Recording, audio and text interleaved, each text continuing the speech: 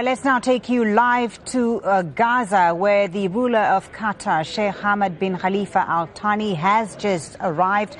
He's the first head of state to officially visit the Gaza Strip since Hamas took power in 2007. The emir, as you can see on those live pictures, is currently holding talks with the Hamas Prime Minister Ismaïl Haniyeh.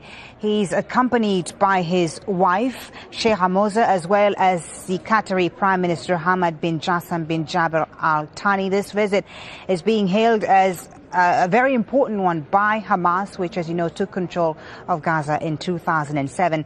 And it comes at a time of tension between Israel and Hamas, as a series of airstrikes have killed a number of Hamas men in the Gaza Strip. Again, live pictures out of the Rafah crossing between Egypt and Gaza, where the Emir of Qatar has just arrived as he goes to visit the Gaza Strip. Now, the Emir is expected to inaugurate several reconstruction projects in Gaza. The aid was pledged at a summit in the Qatari capital, Doha, 3 years ago. Much of the funding will go to education, housing and infrastructure. It will include a hospital and a housing project called Hamad City in the south of Gaza. Local media says the total cost will reach more than $250 million. Much of the territory's infrastructure was damaged or destroyed during Israel's war on Gaza, which was launched at the end of 2008. Al Jazeera's Nicole Johnson is inside Gaza for us now, joins us. Nicole, a visit of great political significance.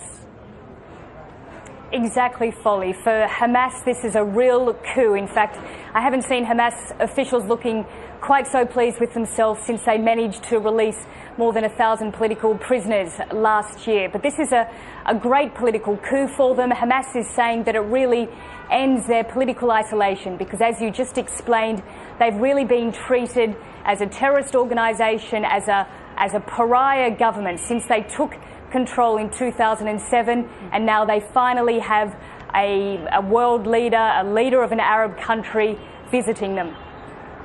Yes, quite an historic moment indeed. And how is this visit being viewed on the other side, on the Israeli side, Nicole? It comes at a time of tension between Israel and Hamas over the last few days.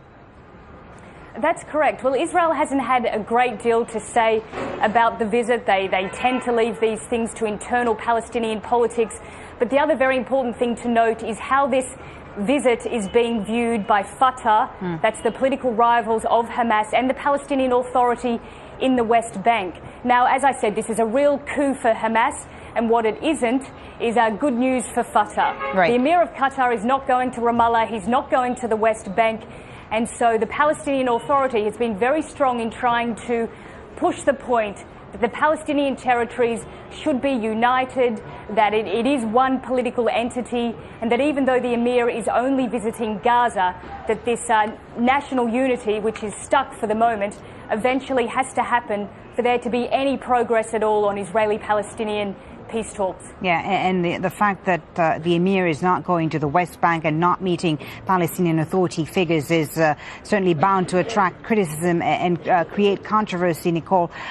This visit to Gaza is a very brief one, I understand. Tell us exactly what is planned, where is he going to be going, what is he going to be doing? That's right. He is only meant to be in Gaza for about 6 hours, along with his wife, Sheikh Hamad. Now, 6 hours isn't too bad in Gaza because it is a very small place. After the official ceremony that we have at Rafah at the moment, he will be visiting a number of locations to lay foundation stones for a hospital as well as a city that is going to be named after the Emir, the construction of some 1,000 houses there. Later on in the day, he'll be meeting with some more senior Hamas officials and apparently trying to convince them to go to Cairo to continue talks with Fatah and to try and push along national reconciliation, which we really haven't seen any movement on for months now. He'll also be speaking at one of the main stadiums in Gaza, addressing thousands of Gazans and Hamas supporters. And as I said, Hamas will really be making the most of this situation. They'll be hoping that it gives a boost to their popularity and makes them look as though they're actually doing something for the people of Gaza. Nicole, thank you very much. Nicole Johnson on the visit of the Emir of Qatar to Gaza, the first visit by head of state since Hamas took control in 2007. Thank you very much for the moment.